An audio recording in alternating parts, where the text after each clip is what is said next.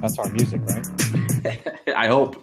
I hope it is for this one. Hey, welcome everybody. This is Justin Lethby. I'm the E-Professor, and we are doing Realtor Tech Talk. And this one is going to be about advertising online for real estate. Is there value in it? Where there is, where there isn't. Hopefully, a little bit more of a generic discussion, opinion piece type conversation today. The reason I brought it up, and because Keller Williams just had their family reunion about a week and a half ago, and one of the stats they threw out there is advertising on Zillow and Trulia type platforms is a negative 32% ROI. Yikes! So it just goes to show, people are making money off of it, right? But it hurts. So that's kind of what we're talking about now. Is there ways to still do it and be successful? I still think there's ways to advertise online and be successful, but I just think some things are bad strategies. So you guys, Jason, Mike, introduce yourselves and we'll get started. Yeah. Hey, I'm Jason Bates, host of a podcast here in Phoenix, Arizona. If you're looking to purchase or refinance a home, I certainly would love the opportunity to earn your business. You can check out my podcast on iTunes called Valley of the Sun Real Estate Show.com. Valley of the Show Real Estate Show. Or no, Valley of the Sun Real Estate Show. I messed that all up, didn't I? We'll put it at the end. We'll edit it out, right? And I'm Mike Reed. I am a technology consultant here in London, so just the other side of the pond. And I dabble in all things tech, and actually digital marketing is one of the things I play with. So this will be interesting. That's yes. I tell you what, the thing that killed me the most again is the fact that when our CEO, and he's not a big fan, so he's going to find stats that work for him, but he is not a big fan of the online world. He believes real estate is a hand-to-hand world. It's it's about knowing your sphere, and I don't disagree with that. But for some of us, we got to find a way to get sphere. Yeah. See, you've nailed it right there. It's brand awareness. You always need to take the brand awareness into account as well, not just the ROI, because, have people heard of you? Will they? Right. Brand awareness is something. It might not have an effect right now, but it does come through later on. And that's just it, right? I mean, part of the things, and it's a conversation I've had with a lot of agents, a lot of existing agents that used to fight me on this, where people were talking about, oh no, it's always real estate. It's always us first. It's always people first. And we are in a hand-to-hand world. I mean, we are in a relationship business. There's no doubt about it. But you're absolutely right. If they don't know who you are, how do you build that relationship? And you got to find ways to get that conversation out. And I believe some of the easiest right now is online. As impersonal as that may feel, you got to find ways to get that stuff out there. Yeah, it's pretty cost effective too, right? I mean, you think about like TV and radio and some of these other traditional platforms of getting the word out there, even mailers for that matter. It's pretty expensive. Where online you can actually target exactly who you want to advertise to. Yeah. Right. So I agree. I think Facebook advertising. I think Twitter at this point in time. Google is even getting better about that. They're starting to improve some of their stuff. It's great because I don't get to sit there and say, okay, I want to mail to a zip code or I want to mail to this. I get to say, I'm looking for first-time home buyers that just got married, that live at this zip code, that are at this age. Boom. Yeah. You can even advertise, and I haven't done this, but you can even advertise to specific employers. Yeah. Mm-hmm. So if LinkedIn's awesome for that. Yeah. I mean, you can pick out if Honeywell, for example, is a big employer in your area, you can target Honeywell workers for real estate. It's pretty amazing what you can do. Well, yeah, for me, for instance, it was indirectly. I didn't market this, but it'd be dumb for me not to go after it at this point in time in life. I have worked and sold a lot of real estate for police officers. Mm-hmm.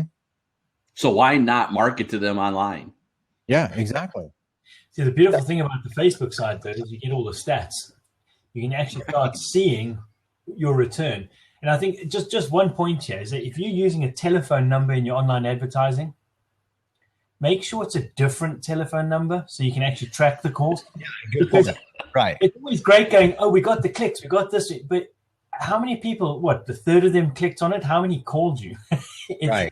So you actually don't know your return unless you're monitoring the telephone and the mail and the website clicks.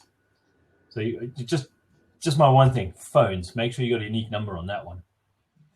Oh, and I completely agree. Google phone numbers, things like that makes it easy. I do think that's huge, right? Every time you send an internet marketing tool out, an internet whatever out, send it to a different business page, send it to a different email address, send it to a specific page on your website. That way, when you're doing this, you can tracking. Now, if it's website based, you don't actually have to do website stuff always, because you could do pixels and little tracking tools that come in place. Yeah, you can do your goals. Yeah. I mean, the website side's fine. It's that telephone number, which, people miss out constantly. Yeah. What do you guys think about, I know like a lot of people want to do TV ads, that radio ads. I always tell agents, hey, look, if you're going to do a TV ad or you want to do that type of ad, just do it on YouTube. Beta test it on YouTube. See if it works. I mean, you can have really a 30-second commercial on YouTube. Yeah. And get the heck out of it and get more penetration with that than doing anything on TV. What are your guys' thoughts? I think YouTube's a great testing platform for all that advertising perspective. I think podcasting is a great advertisement or a testing platform if you want to try to get to radio advertisement, right? Those are all good, because the nice thing about those platforms is essentially they're, if not free, extremely low end pricing. I mean, extremely low end. Do you know? Yeah. I think it depends on your market. If you're targeting people who are super busy and not online all the time, you are there in the car in the morning on the way to work. Well, then radio would probably be a much better platform than YouTube. So I think it just depends. Who are you targeting? Yeah. Now, the other thing too that I want to kind of emphasize here on advertising, it's not. I think we as professionals or realtors or whatever in the real estate profession, sometimes we lose the message in the advertising, and I think that people get I don't know, they get disconnected from it a little bit. They think the house is the message. And, we've talked about this before, Justin. When you're doing advertising, it's important to put the right type of advertisement out there for what you're looking for. I see all the time people posting a house, hey, house for sale. And I look at it, I'm like, yeah, so? I mean, there's thousands of houses for sale. Why is this house special? Rather than, I think, as a realtor, I'd rather put myself out there and say, hey, these are why I would be a good representation of you, and list those out in an ad like that. I think one of the realtors here, he does a great job on it. The no hassle listing. If you don't like me, fire me, or something like that is his little tagline or whatever. I think that's a great message, and he gets a lot of business from that. But a lot of realtors go out and say, hey, here's the house I have. I just won this big listing here. Come buy the house or come look at the house. And that's not really effective advertising, in my opinion. As opposed to, let me help find your house, the home you want. Not, this is the only one I've got. This, right. Yeah, it's an interesting world, right? I got several email addresses, my personal, my real estate one. I'm working on creating one for this to keep that stuff separate. And I kind of use my real estate one right now as more of a junk folder, because we're in the spring market. Mm-hmm. And I'm getting 50,000 flyers a day saying, beautiful ranch home, blah, blah, blah, blah, blah, blah. Right. And I'm sitting there going, okay, I haven't looked at any of them. I don't even know who the name is anymore on these things. I just go, boom, boom, done, done, done. Moving. Right. So it's just one of those situations. Yeah. Yeah. I don't particularly I think when the house becomes the ad, then the message gets lost completely. You see those on Facebook posts all the time. You see them on Google Plus. I see them a ton on Google Plus. Seems like every other Google Plus post is a listing of a house, at least in the circles that I'm in. And I get numb to it. I totally get numb to it. And then a lot of times the advertising, they have some kind of specialized effects on the actual photo. It's like, man, if you're doing the thing, keep it real and keep it real, I guess, is the best adjective that I can use for that. And sell yourself. I mean, I tell, my loan officers here, you got to wake up every day and reinvent yourself. And as a realtor, you got to do the same thing. So put it out there for who you are and who you want to represent in the markets that you're representing. I think that's much more effective than the house itself. So now, go ahead. No, I think that's an awesome point. And actually, he just asked the question I was going to ask. So there's two questions I'm curious from your guys' perspective. You, Jason, coming from the fact that you're marketing more to us as realtors, probably a little bit, and also a little bit to the consumer base. But two, so you just said it. Let's find out how we're marketing and what quote unquote our niche is. Mm-hmm. So I think niches is huge, and that's how you do it. But if you're going to do a niche, how do you understand how you're marketing to it? So are you guys using any keyword tools, which is one of the questions that was just asked? And two, what is your go-to online advertisement tool right now where you think you're getting the best hit? And I'm going to be muting on and off. We got something going on at the house where things are going to be noisy, so you'll hear me mute in and off. Some home improvement projects going on, HGTV. Exactly. For me, I've used YouTube, and I've used the inline streaming, or the video at the beginning of a video. So the 5-second video, very, very effective, very powerful. Now, my mistake was that my message wasn't as quick in that 5 seconds as I wanted it to be. So I'm revamping that right now. And I'm retooling how long it was, because I was kind of messing around with how long it was. But even with those mistakes, I got in 5 days, and I limited the time that I advertised on it. And I was simply advertising my podcast for real estate. I got over 1,400 hits in less than 5 days. And it was in maybe a total of 24 hours, because I split the hours up that I wanted, figuring that most people be watching YouTube between, maybe business hours. I think I did between 3 and 7 o'clock p.m. or something like that. And I got a lot of hits on it. And the cool thing about the YouTube, why I like it the most, is because people do business with people they like, and they can get a good sense of who you are through the video. And on top of that, you can piggyback off the success of other people's videos. So if somebody has a video that has had 20,000 hits on that video, you can be in front of that video before the person watches that video. And if you have a strong enough call to action, you can actually pull that client away from that video to come view your stuff. So, YouTube I've used, and then I've also used Facebook ads. Again, I promoted my podcast, and I got, I think I told you, Justin, what was it, like 900 or something like that, with 5 website clicks or something like that, which I think is pretty good. And I spent $5 on that is all I spent. So I got like 900 impressions and 5 or 10 website clicks or something like that. So I thought that was pretty good. I don't use AdWords. I tried that with Google. But I gotta be honest, it got complicated for me. I spent a couple of hours on the phone with Google doing my company's AdWords, and we spent a fair amount of money, and that was all blown in the first day. We had one call come in, and that was it. And I remember going, "What? Pause that campaign immediately." And I just thought, that is insane. We ran that for a week. We only got the call the day after the Google guy helped me, which makes me go, interesting. But I think that AdWords, that's a tricky one. I think the remarketing, so there's a lot of tools out there that help you do remarketing. So targeting the people that are searching for similar products to you.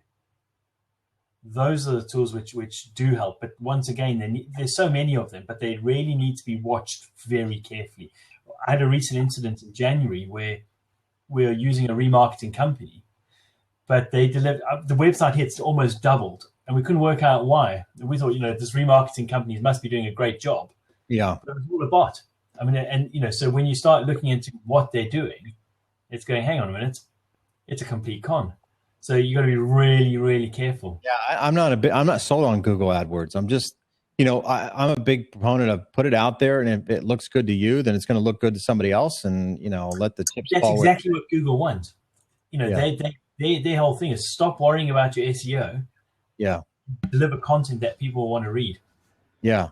And that's Google's going to come into play, though, with the mobile side. And don't confuse that. With this new AMP program coming out, you can't ignore Google, because if you're not playing in that Google universe, you're going to lose a lot of business real fast. Yeah. I understand what you're saying, and I don't disagree with your perspective and your take on it. But if you ignore Google, from an advertisement perspective, you're going to lose a lot. But don't you think the average realtor, I don't have the cost to compete with Bank of America or, some of the big banks and some of the AdWord, campaigns that they do. I don't have the resources to compete with that. No, you're not going to, though, right? I mean, if you're going to do these, you are going to do a couple of things. You're going to stay ahead of the curve, right? So right now, Facebook is ahead of the curve as far as it means advertising on advertising competing with the bigs. Whereas eventually it'll go to Twitter, or maybe it'll go to Snapchat, or maybe it'll go to Instagram, which is still Facebook essentially. But right, for people like us, the small companies, you got to stay ahead of them and not try to compete with them. And Google was where everybody competes or was competing up until about a year and a half ago. And so now what you're trying to do is say, I got to stay ahead of the game. So us, it's quick and agile, slow and big, right? So the strength of Bank of America is that they have the power behind it, but they can't adjust quickly because they got to ask for permission. Well, you asked no permission, right? Okay, I feel like this today. Let's throw it. Right. That's how that game is going to be played for a very long time. But again, with Google Ads, I think right now, if you're going to do Google, you don't spend any time worrying about desktop applications. You worry all about mobile. Yeah, mobile. Well, I just saw something. I think it was yesterday, the day before. No, it was yesterday. From that video thing that I shared with you, Justin, they said I think it's like 80% of online content now is being consumed by mobile or something like that. It was like an astronomical number. I think you've got to be very careful about what content they're talking about. This clickbait content, absolutely. But I'm going to talk from the real estate sector on the UK side. 50% of it is still, at least 50% of it is still not mobile. A lot of it's desktop based. I mean, it's quite a good balance between the two. Right. So, you see a lot of hit traffic coming from mobile where people are browsing, but you see the dwell time traffic on the desktop. So when people are really serious and they're really looking at the property, they're back on the desktop. Yeah. And that's once again in the evening at the moment. What market are you in? You've got to be careful about what stats you're looking at because, mobile is super important. All my news, all my feeds, all my information, I always use my mobile. But any work or anything that I'm taking really seriously, back to the desktop. And see, that's what's interesting right now. And see, what I'd be interested to see is how the stats work across the pond versus us. Because right now we're seeing from a real estate perspective here, is on weekends, it's about 65% plus right now, traffic all searched and done from a website or from a mobile application, not from a desktop. Yeah. Could be different where you guys are, I don't know. And that's where it'd be interesting to see how that plays. But so that's why I'm thinking you got to have that advertisement there, and you got to think of unique ways of getting it out there because, are you going to be on people's apps? Are you going to pay to be that little banner on the bottom so you pay for someone else's business? Are you going to pay for a link? Are you going to do something different where maybe you're a little more aggressive and an advertisement pops up as soon as your phone drives by a house? I mean, I don't know how you want to handle that. When you're talking about advertising on mobile, it makes complete sense because that brand awareness that you're seeing throughout the day on the mobile, and when you're home at night and you're now browsing at your desk or on your laptop, or your tablet. I'm going to refer to an iPad as a desktop for now because it's just the resolution is a bit higher. That brand awareness, you see that name, you see that company name again, you're already familiar with it. You might not know you are, but you've been seeing it throughout the day. So brand awareness. So and I guess that's the biggest thing that you're trying to ascertain here, right? Are you advertising? And this goes back to where you're trying to point it out to. Are you advertising from a brand awareness? Are you trying to get more name recognition? Are you trying to generate leads? Or is it somewhere in the middle? Yeah. I think it should always be both. Your brand awareness should be brand confidence as well. People are seeing you're out there again and again and again across different media as well, not just on online advertising. Right. No, absolutely. That's a universal statement. Completely. I mean, getting the leads, you get brand awareness by getting the leads, right? So, I mean, I would say by getting the lead. I mean, both, they kind of go hand in hand right there with that. So, I think everyone I talk to, they want leads. They don't even concern themselves with brand awareness. See, for me, if I was trying to deal with my local market, with the area I'm in only, and I'm trying to get valuations so I can get the properties. If I was a real estate agent, I'm not. But if I'm, what's the most valuable thing to you? If you've got the property, you can get the people. So for me, it's you're going to be dealing with the people in your area that you're trying to get the property. So Facebook for me would just be the blindingly obvious one for advertising your business or your brand as a realtor. Absolutely. So I mean, Facebook is kind of best bang for the buck. Yeah. Isn't it kind of ironic too when a realtor has an open house, they put out signs and they put out all these, directional signs and all that kind of stuff. You can do the same thing on Facebook. Yep. Right? I mean, it's the same kind of concept, really. And spend maybe even less money than doing it on Facebook than you would by paying for all the signs that get ripped off and people steal, and you piss off neighbors because you're putting signs in their yard and they don't want it there. It's just a kind of a nightmare. But on Facebook, you can just, direct people where you want to go through. And that's the hard thing. I think that's really, really difficult, finding that avenue that you're going to go down to get the results that you want. I think that's what's so difficult, because online is tricky. It's always changing. There's always something new. There's always something better. Is that an easy way? People just go, just put the signs up. Forget about online. I think so. Here's the thing with online that I think it's the unknown a little bit, because you put something out there online, you don't really trust that people are really looking. Where if you put a sign in the yard and people drive by, they've seen that sign. Yeah. Right. Yeah. There's a subconscious thing that I think maybe is working in our subconscious there.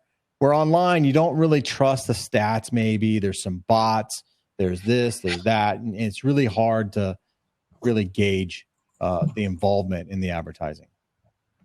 And I think that's hurt online advertising a little bit. Yeah.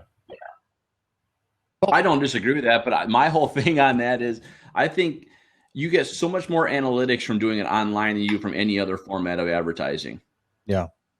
It's right there. I mean, you put a pixel in place, I'm done. Yeah. Is it trustworthy though? Can you trust that information?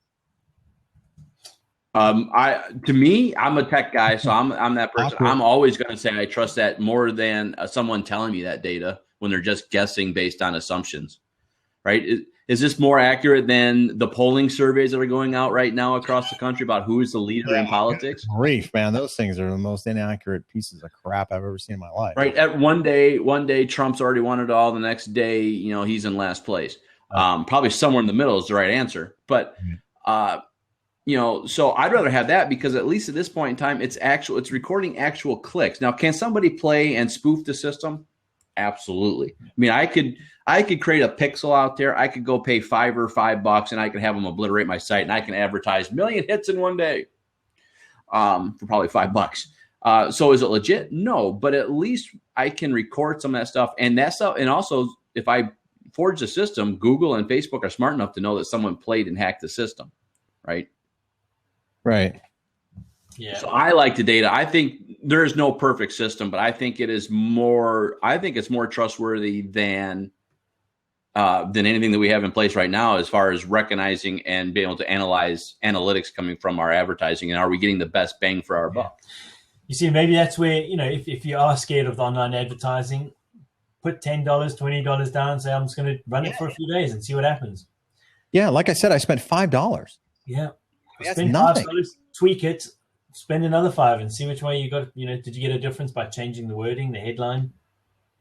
Yeah. And I've told realtors, if you have an open house, do a Facebook ad for an open house and see what kind of results you get from that.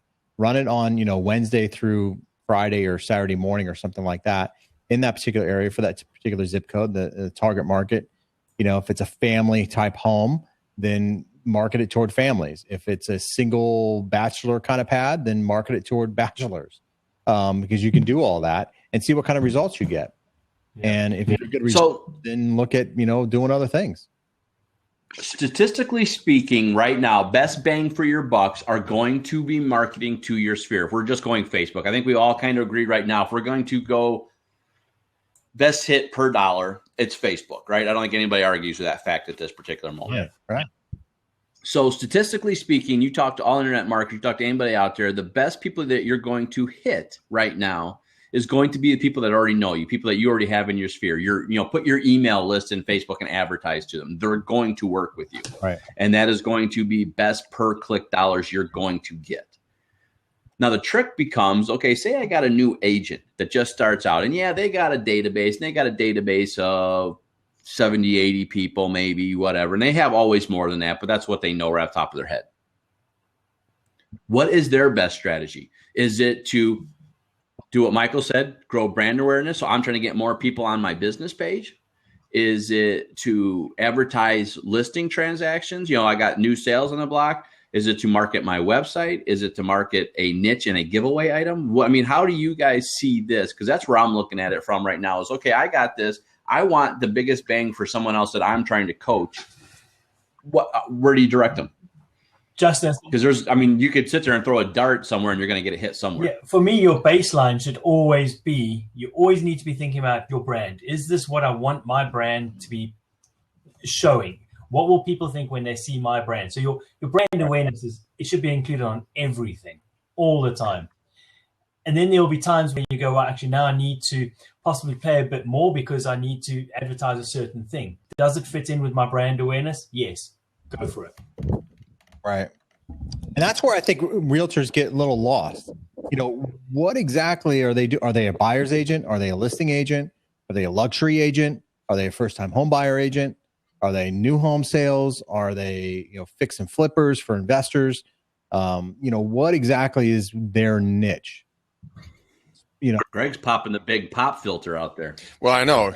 Usually I can't see this. I don't know what's going on. Maybe it's my camera.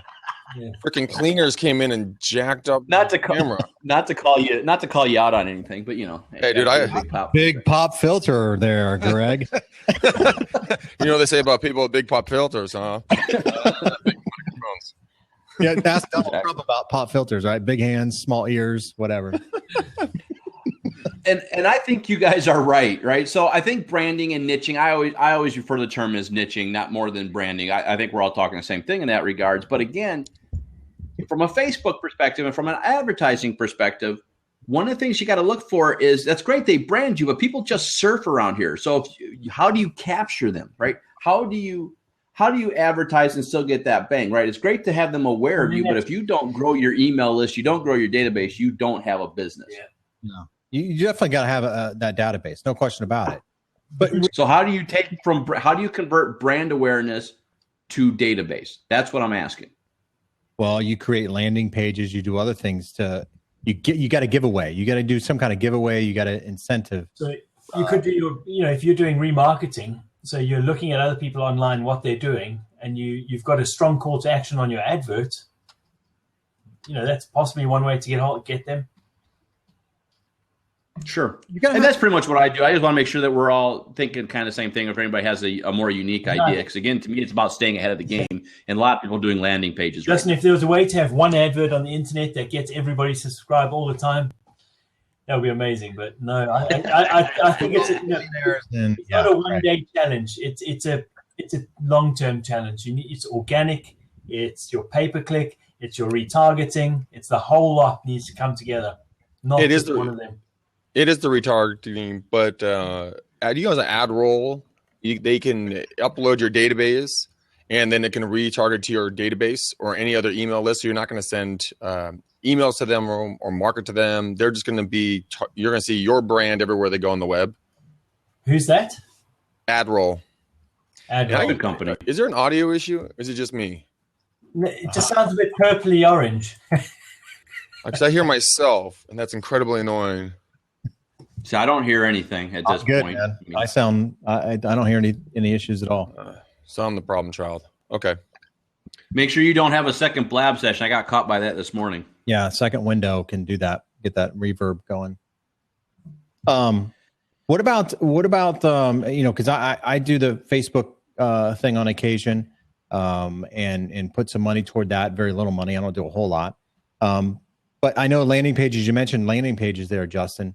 Landing pages are pretty effective as long as you give something in return to build that database. I do agree with you. You need to have that core database put together.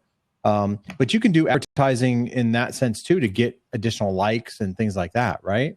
Promotion. So you absolutely sphere of influence. So if you're an agent just starting out, that's probably where I would start first and foremost. Is trying to build likes and Google Pluses or whatever the deal may be, and build that up from there, and then start really hounding in the now YouTube's totally different though. See, YouTube, you don't need to build likes. You don't even need you need a YouTube account or whatever, but you don't really need much else than that. Could you use the YouTube account as your landing page? Similar to a Facebook page. Subscribers. I did, and I've got like 718 YouTube subscribers. But you hit the nail on the head, Mike. It's organic, and it takes a long time. A long time. And there's now a thing that I didn't hear before, because if you're doing online, advertising, there's this social media validation that's kind of popping its head up, right? So if you're following, 10,000 people and you only have 2,000 followers, you're not really validated, right? But if you have like 3,000 followers and you're only following 500, then you're validated. Yeah. How do you keep up with that many people to start with? So I know. With mine, I'm like, scroll through my feed, keep up. Okay, I've had enough now. Right. Yeah. So there is a social media validation that's kind of coming up too. So you got to be a little bit conscious of that too. You can't just follow just to follow people. I think there is a certain strategy at that too. So we're summing up that this online advertising is a way of life. Yeah. It takes a lot of work, no question about it. There's no and that's where it comes into play, right? When I first started real estate in 2006, I could do almost everything we're talking about right now for free, for no money at all, no cost. Yeah. Now I don't see that as being an option. I don't see that as a solution you have. And I keep talking to a lot of agents where either you got to have a budget to do that stuff, or you got to work with a team that already has that budget in place, and you kind of work with them in tandem to some degree. Or partner. Yeah, no, absolutely. I think the costs are so high it can't be individually sponsored unless you have that balance already in place. But yes, I think a partner is also a solid solution. Justin, the other thing is you could put the time in yourself. You can sit and do the blabs. You can sit and do the tweets. You can engage on Facebook, on Google+. You can do the engaging yourself.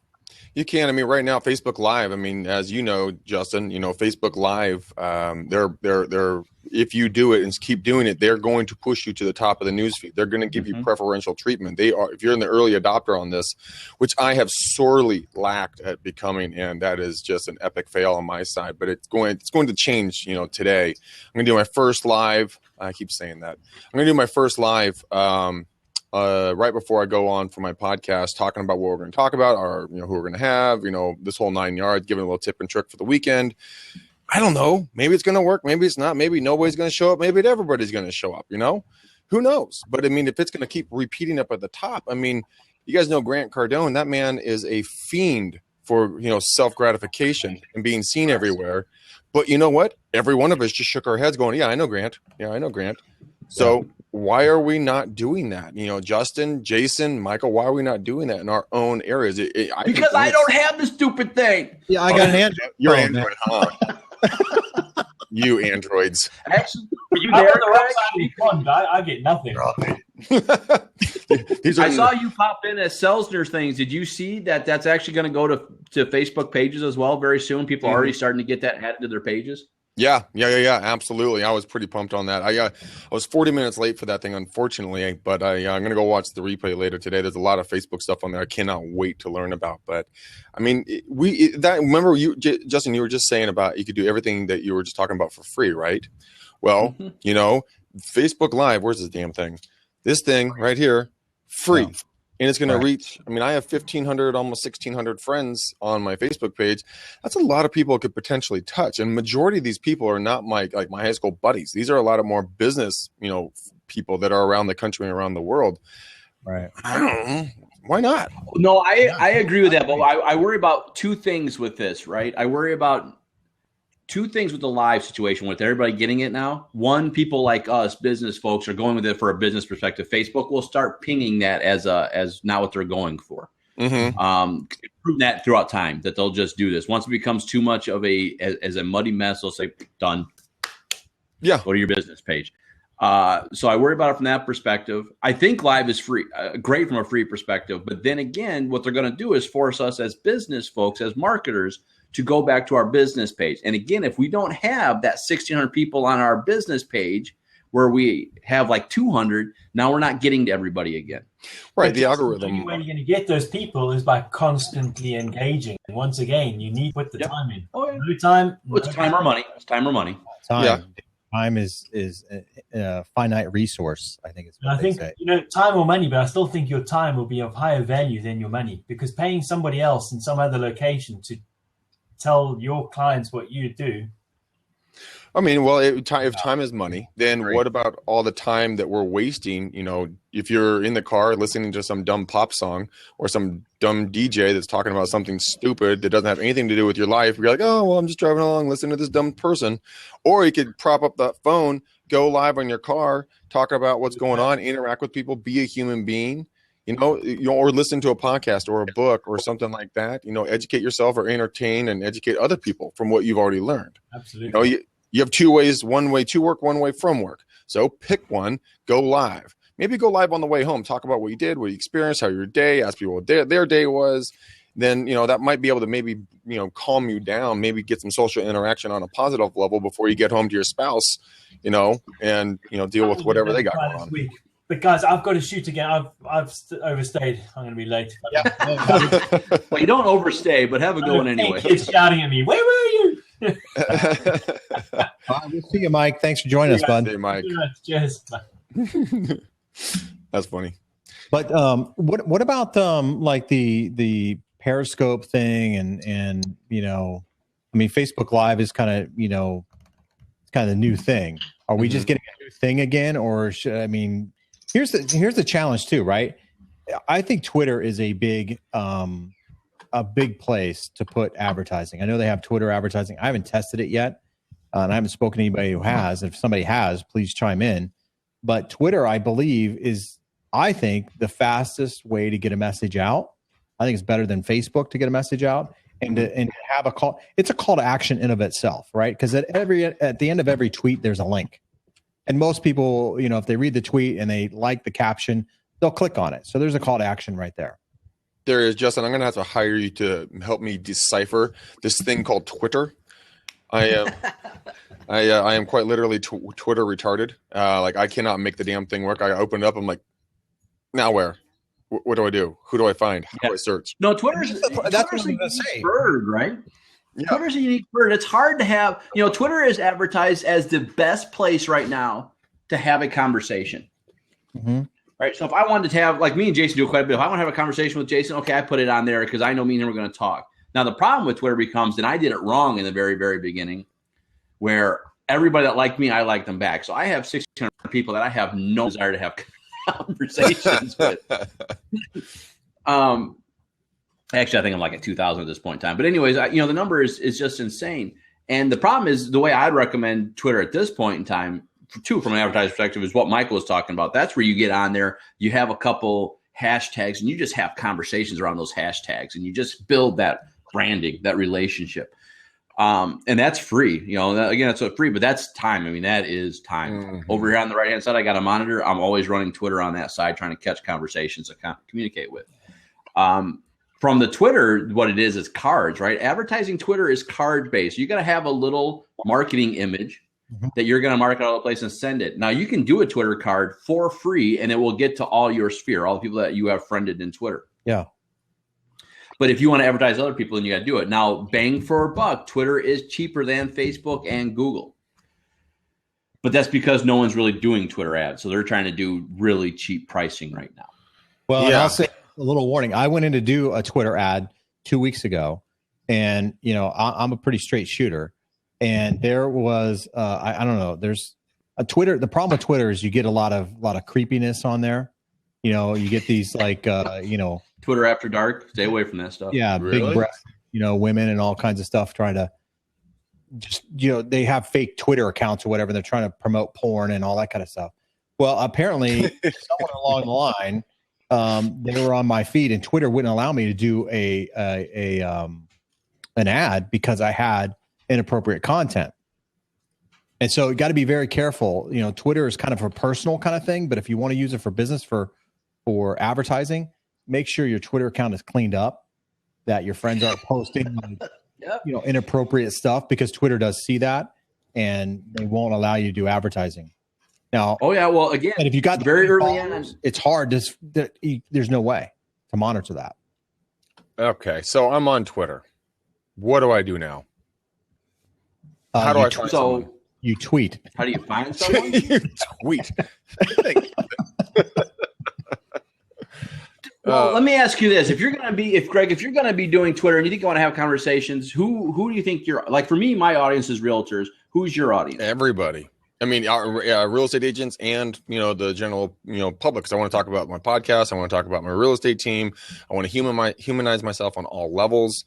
So I want to talk to influencers. I want to be hanging out with the average Joes. I want to be top producers. I want to, the new agents, and literally everybody. I know that doesn't help at all, but then engage with conversation on there.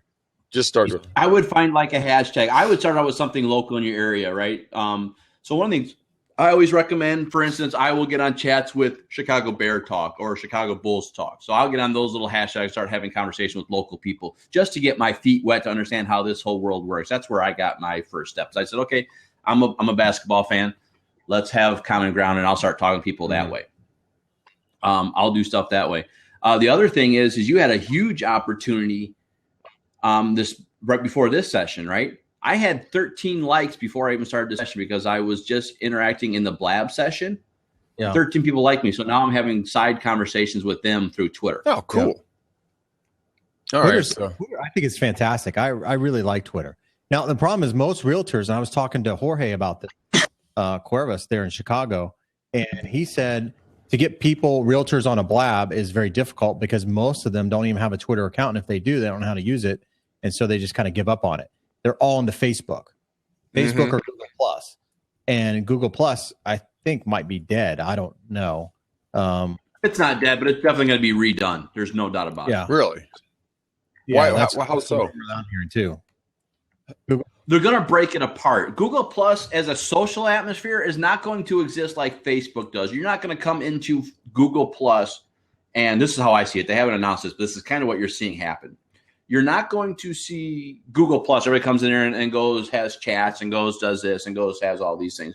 What you're going to have is a Google Plus account, which is your social account, but you're going to have conversations through Hangouts. You're going to have conversations through their SMS tools, through community pages. And you're going to have this, but you're going to have a Google Plus unique ID, so to speak, where you're going to have this conversation, and it's always going to be relevant that way. And you're going to build rep based on that conversation. You're going to be searchable that way, but you're not going to have a all-in-one interface, I don't think, because you just start seeing them break things apart. Interesting. So is CircleScope still a valuable tool? I think so, because I think that's going to be some of the ways you're going to be able to interact, kind of like Twitter lists. Okay. So from your guys' knowledge, and I do enjoy this, I mean, I literally look forward to listening to you guys and jumping in because I'm always learning something. Especially that whack job last week. I did not know those people existed on Blab. Holy macaroni. But that's awesome. That's awesome. That's twice we've had that. Seriously, because I was sitting there doing work, listening. All of a sudden, he jumped in and said what he said. I'm like, Did I just hear that right? I was trying to hit exit early. I could feel it coming. I just didn't get it fast. Speaking of which, Greg, that guy, they just broke ground, or the city of Phoenix just approved a small community, or what do you call it, small housing or whatever, apartment complex in downtown Phoenix. Are we talking about the article that just came through? No. No, you guys are talking two different guys. You're talking an investor where he's talking. Oh, the little pervert that came out last week. Weirdo. Oh, perv guy. Oh yeah. No, that guy. Yeah, wackadoodle. But the thing that I'm really interested in, guys, is what we're talking about here is next level stuff the majority of the time. You know, the average agent, their head would explode, their neck would start turning around, they would start walking down the stairs backwards on their hands and legs. But is there a tutorial, like a blueprint? A to B, B to C, C to D, and so on of what to do, how to set things up, how to have everything, all these different systems talk to each other, what to use, what not to use. I mean, I'm working on it. That's the next class I'm trying to build. I have 2 pages just of new stuff, plus another 5 pages of older apps and sites and everything else. And people, their heads just explode, like I said. And if there was a very easy thing, Justin, you could charge $50 or more probably, and an agent would actually pay that to literally just be like, okay, social media solved. I go to this, to that, to this, to that, and I'm done. And that's the steps I'm trying to build right now. But just so you're aware, and this is not an advertising for me. I mean, you're asset, but you're bringing up the same point that I'm worried about. What I'm trying to do right now is build materials. For instance, I got a Facebook class. It's a Facebook intro 1-to-1. Here you do X. That's all you're doing. You're just getting the page up. You're getting things doing. Your first step is to grow people. Mm-hmm. It's going to be the same thing with Twitter. Here's what you do in Twitter. Boom, boom. First steps. Here's the first thing you do on YouTube. First steps, right? And that's just all I'm trying to do. And then the next thing will go to the next level. Once you get that, okay, now let's understand how do you do if this, then that to tie some of these conversations together. How do you do this to tie some of that stuff together? How do you use Hootsuite to make this a little bit simpler for your lives? So to me, it's going to be stepping stones. I'm going to teach this more of a university style platform because my fear is I want these guys to do it. I don't want to go, hey, great class. Now I'm going to go sell a home. Yeah, I want them to go, okay, now I do this and I want to set this motion in place and here's how we're going to do it. Yeah. And that's what I'm trying to build. But I'm trying to talk to you guys because, again, this helps me because I'm going, it's a good point. Okay, I got to make sure I talk about this. Okay, it's a good point. I got to make sure I talk about that. Right. It would be amazing to have that out there for an agent to look at. I mean, the older agents, they're not going to get on Blabs. They're not going to do video. They're going to read something. So if it has to be, 4 colors, high gloss, workbook you send to them, they go A to B, B to C, C to D, golden. I mean, shoot, I could resell the snot out of that just in my training classes here at Rockcliffe. I mean, okay, guys, yeah, here is your handbook for social media. Go. And they would go and their head wouldn't explode. Right. Because my fear is that I think that I am overstimulating their brains because there's too many options out there. And I think that's what they're getting. Even like I somewhat know what I'm doing and I listen to you guys in my head. I'm like, wait, what they say? Where are they going with this? Shit. What was that? They just said that again. Dang it. Don't make us repeat it. Yeah. And for the agent just starting out, I probably would just suggest starting out on the Facebook and on Twitter.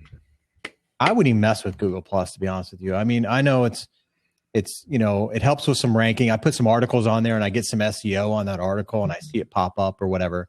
But really, that's good. Don't get me wrong. But I would focus on Twitter and Facebook. That would probably be where and then YouTube, of course. Absolutely. I would change the order in 1 degree. Facebook first because Facebook's going to have video and you got to get used to it. Yeah. YouTube next because video is the key right now. If you're going to be ahead of the game, video is where you have to do it. And then I'd say Twitter because only for the fact that I think Twitter is the easiest thing to build any kind of awareness from. Absolutely, man. It's so easy. And like I said, it's a built-in call to action. I mean, every time you tweet, it's a call to action. Check out this article I just read on, San Francisco real estate. Very interesting. And then people will read it. And it might be an article that you wrote. What about using that's a really good point, Jason. What about using Rev? For dyslexics like me, who writing just is a laborious task, but I'm a good talker. I can talk all day. So upload to Rev your audio code. Video you do, you should be putting out a tweet. And then for every podcast that you do, you should be putting out a tweet. Okay, I will start tweeting all that stuff. Have you, Greg? Have you looked at Google Docs? Because they now will let you basically transcribe straight to the docs, and it's actually pretty good. I have not. So you go to Google Docs and you can upload an audio or video file to Google Docs and it'll transcribe. No, I'm talking about you literally saying that you talk better than you write. Mm-hmm.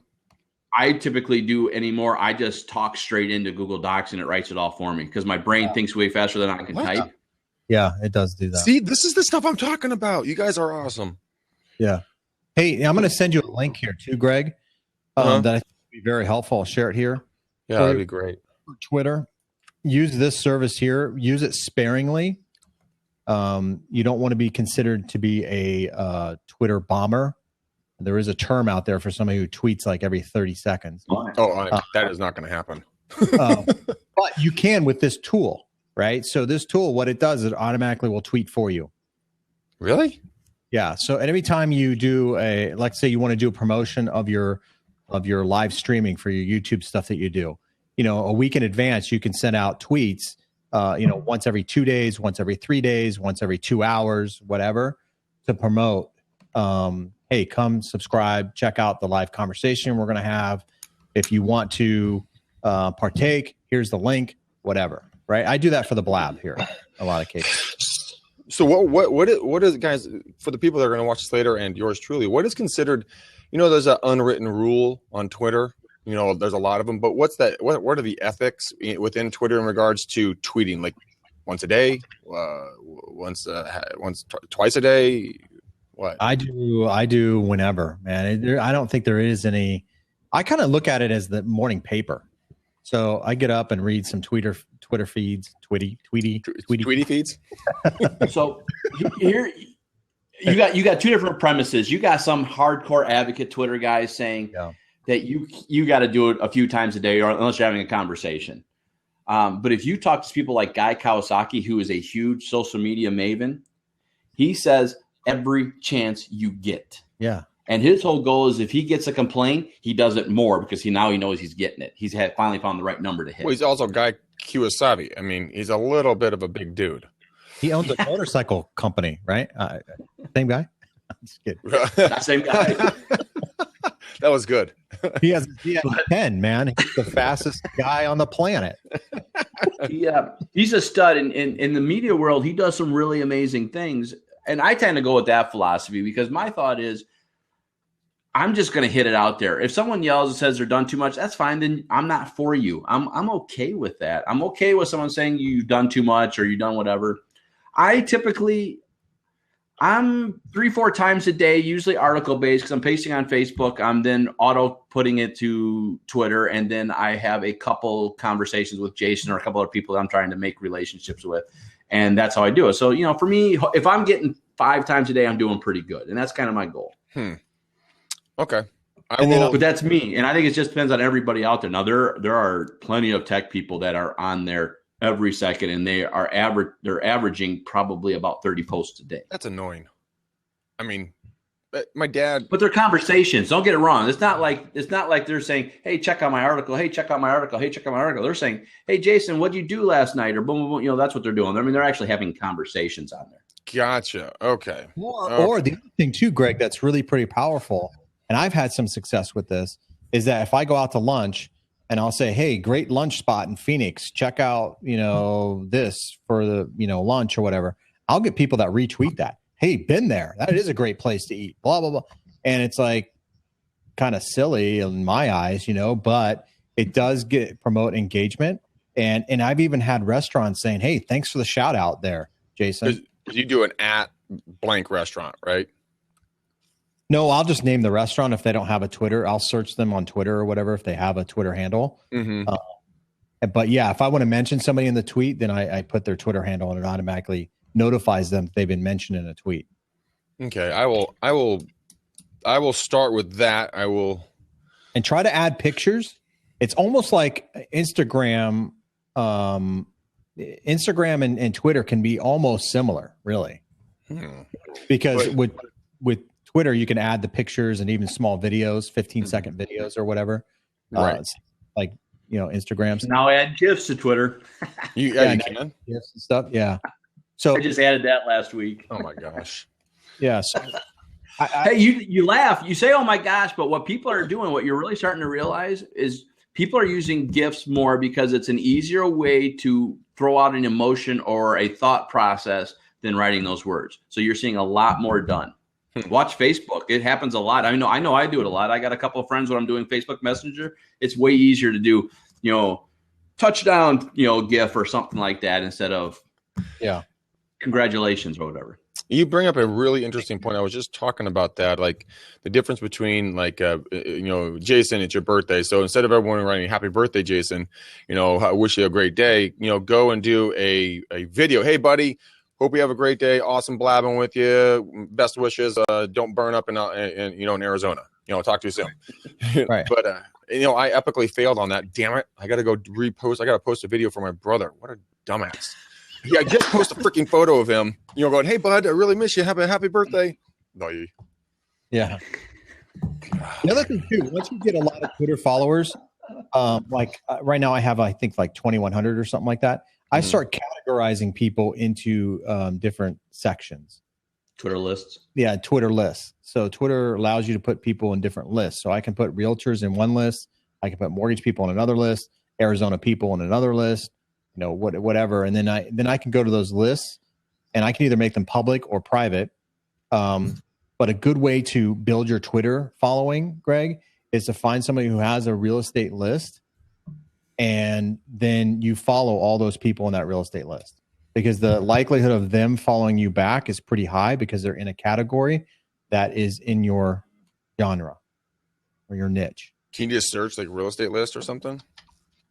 Well, it's just right under your profile. One of the first things you see is under your profile name is list. Yeah, search out somebody who has a list. A lot of times I'll get people that put me in a list, right? So, okay, if they put me in a list, then I go You'll get notified. Right? And they say, hey, you've been put in the mortgage list or whatever. And so then I'll go to their profile, look at their lists, and see if there's any lists that I'd like to follow. You can go to the members, and then I can follow all the people that are a member of that list. Okay, I'm on my Twitter right now. I'm on my computer. Where's my profile? My left or my right? Look me up, Greg. Go to @Jason Bates. Lists right there. Yeah. Okay. And I'll show you what I mean. Because I have lists on mine. What's the @Jason Bates, right? Oh. Yeah, JAYSON. Oh, there you are. Okay, let's figure this out here.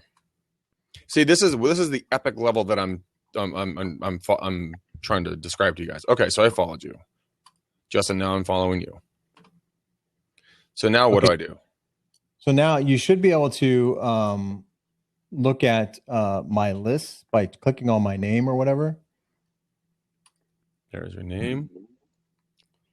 You see Jason Bates' profile, you'll see he's got so many tweets, so many followers, so many likes. Mm-hmm. The last thing is list. If you click on the list, you're going to see right there. Oh, lists.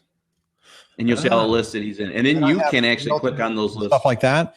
So you could click on the realtors and then click on members, and then you could follow all those people.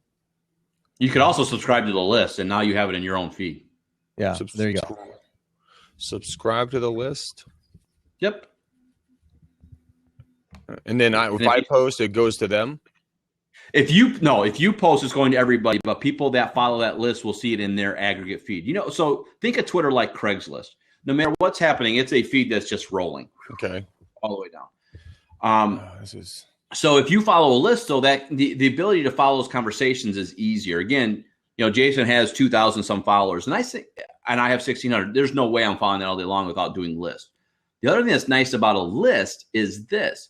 You don't have to follow that person to watch the conversation they're having. You can just put them on your list, and now they're just there. So your list, your followers doesn't have to grow, but your conversations can still stay intact. The only thing you can't do if you're not following them is you couldn't have private messages, because each one of you guys have to follow each other to have private messages. Right. Okay, so my head's already exploded. Let's baby steps. Well, you know what? That's not a bad idea. Maybe that's what next session is. Maybe we start talking Twitter 101 for the next blab. Because I think that wouldn't be the worst idea in the world to have. It wouldn't hurt, man. The general consensus that I get when I am talking with agents, old and young, predominantly older, they're just like, forget, Twitter. I don't get it. I don't like it. I don't want it. I'm Facebook only, because they get it, right? Okay. Next time we talk next week, guys, I will definitely have more of a Twitter handle right now, dude. I'll send you a message. Okay. Right. There's extensions too that you can get that are really pretty helpful in Twitter. Like I have, there's a Google extension. If you go to, oh man, how did I get this? And you can follow a bunch of people all at once instead of one. And you're limited to following 1,000 people, I think, a day. but it'll follow everybody. So if you go to like one of the strategies I've done in the past, I haven't done this lately, but one of the things I'll do is I'll go to that list and let's say realtors, and I want to build, a following of realtors. I'll go to somebody's list who has realtors and I'll click follow them all, and I'll follow everybody. And out of 1,000 people, you're going to get a good percentage of those people that are going to follow you back. Okay. So you can get followers back in a day. Okay. So would you know the name of that extension, or just search like Twitter, Google extension? Yeah. Google extension for Twitter. Hang on. I'm going to send you a message. Hang on, buddy. Google extensions for Google Chrome extensions for Twitter. Silverbird. Hang on. Silverbird, the Twitter extension that allows you to follow your timelines and interact with your Twitter account. I just sent you some messages or whatever you can. I was going to say, I heard somebody vibrate. Somebody got a message. Yeah, that was me. Just Twitter thing. So here, I've been tweeted. Yeah, that's instant message. So it's basically instant messenger within Twitter is what it is. It's message. You talking the direct message? Yeah, direct message is what Okay. and a lot of people communicate that way. So you can direct communicate with people that way, which is kind of nice. And now you have unlimited characters. Yeah, I heard that. I thought they went to 1,400, but they went unlimited. For direct messaging, they're still talking about going 10,000 for Twitter, which I think is a mistake. You're ruining the whole purpose of what people love Twitter about, but we'll see what happens. Okay, so Tweet Junk Box. Jukebox, because there's a couple of them in there, and I'm going to see if I can find the one that I used here for you, buddy. Scheduled tweets. No, that's the one I sent to you earlier. Tweet Jukebox.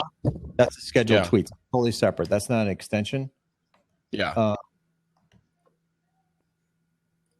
I'll find the extension here for you. Okay.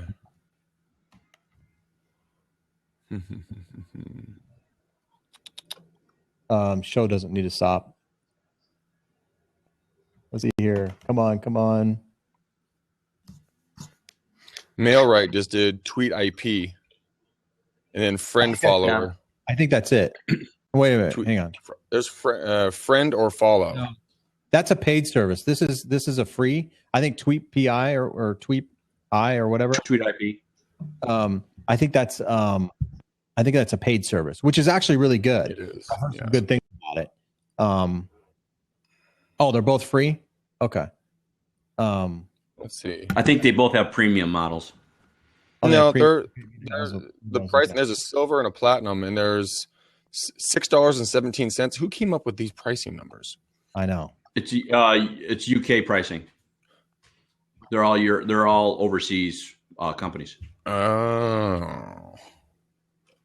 So that's a paid service. So let's go to the other one. Friend follower plans and pricing. $9, $10 a month. Okay. Yeah, so they're both paid. Oh well, we'll figure it out.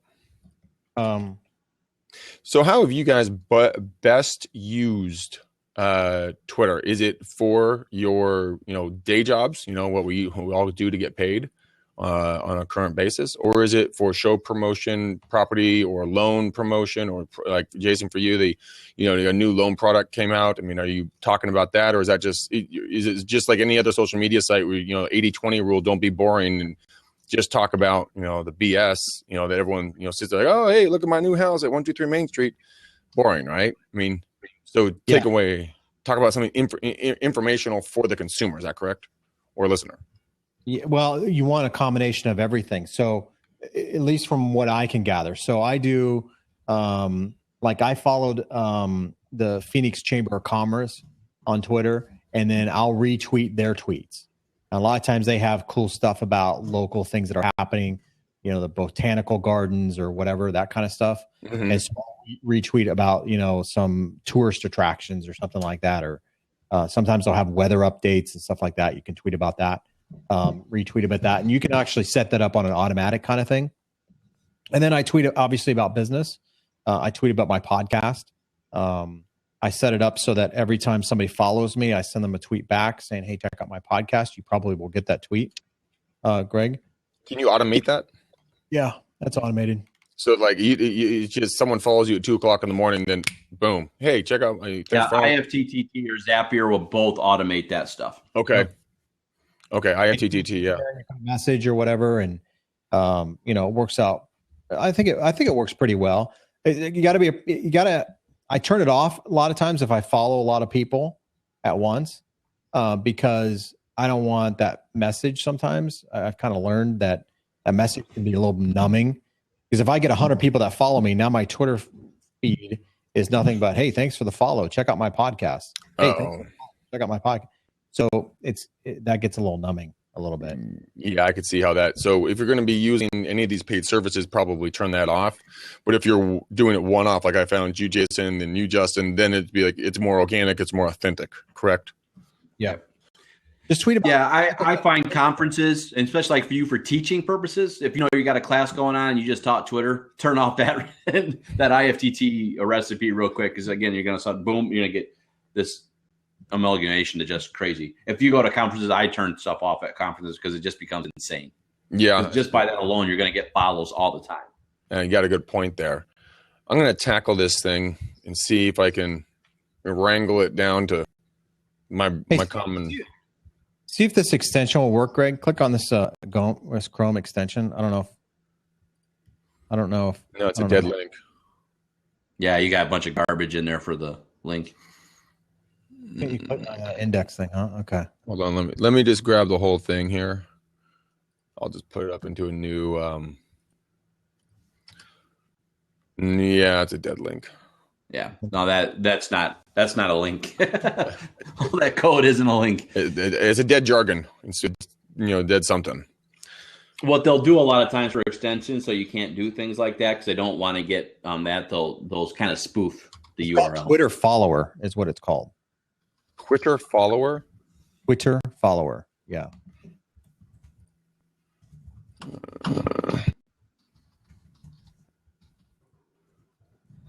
Here, I think I have the in the store here link. Maybe this will work.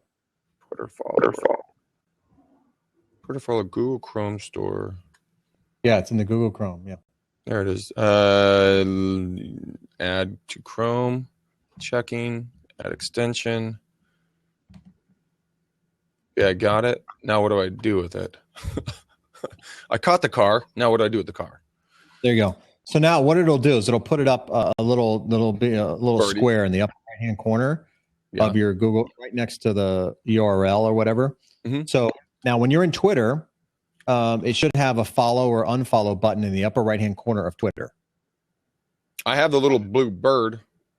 I have go to Twitter. Go into your Twitter account. Okay, I'm here. And in the Twitter account, there should be in the upper right hand corner a follow them all or unfollow button. 2 buttons there. You may have to refresh your Twitter. Yeah, let's refresh. Okay, there they are.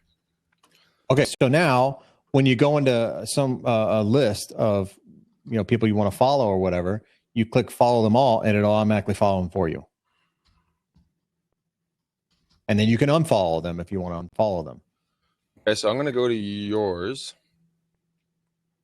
I'm going to go to your lists. Yep. Go to like realtors, for example. Right. Arizona people, Carter Margaret. Where are you, realtors? There you are. So I'm in the list. So I'm just going to click follow them all, right? No, go to members. Click on members within the list. Okay. Go to members. Okay, there they are. So now hit follow them all, right? Hit follow them all. Yep. And then it should be like scrolling down. Everybody. How awesome is that? Right. And now you're going to get, because they're in your niche and what you're looking for, you're going to get a certain percentage of those people that are going to follow you back. Cool. Because this is actually the Real Estate Uncensored podcast one. So this would be interesting to see. Huh. And you can only follow 1,000 people a day, and then Twitter will cut you off.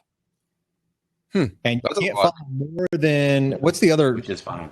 Yeah, which is fine. And the other thing too, Justin, and correct me if I'm wrong, but you can't, you can only have a certain percentage of people that you're following above who are following you back. right? So right. I think it's like 30%, but on the same token, it's just I don't worry about that so much anymore because things just organically weed themselves out. Yeah, Right. So if you got like if you're trying to follow 2,000 people, but only 50 people followed you, even though you may be good for the day to follow another 1,000 people, they won't allow you to follow because you're following too many for the amount that are following you back. So then start writing some actionable content, actually start tweeting something that's interesting, start having conversations with the people that are in there, and then it'll or unfollow some people and then follow a new group. Okay. Very, very, very, very interesting, I must say. Very, very interesting. I don't know this person calling in. You want to let them in here? Oh, we're going to be checking off here in a second anyway. Just want to write them. Silver. It's not Silverbird. What was the one that we just put in? Twitter follower. Twitter follower. Yeah, it's a good extension, I think. Twitter follow. Okay. Do it that way. Chrome. Yeah, so that's I use that and it works pretty well and it builds Twitter followers, and that's why I like Twitter, because it's such an easy way to get your message out there. Yeah, I just literally, I'm not kidding, guys. Just in this conversation, you've kind of taken away the veil that has been hiding in my eyes. Like, because it's one of those things that you click in, you're like, I don't know where to go. I'm just going to leave, And so now that, you've explained to me, because one of my biggest things was, how in the heck do I get people how do I find people? What do I do? Where do I go? Right. And so now I'll just walk. One thing, Greg, is check out what's trending. Yeah. Like I have trends, for Phoenix and stuff like that. So I'll click on those hashtags sometimes. Mm-hmm. Hey guys, I got to check out. I got housing part 2 here. So sorry, I don't mean to bail on you guys. No problem. Thanks for your help, bud. I'm going to pause it here.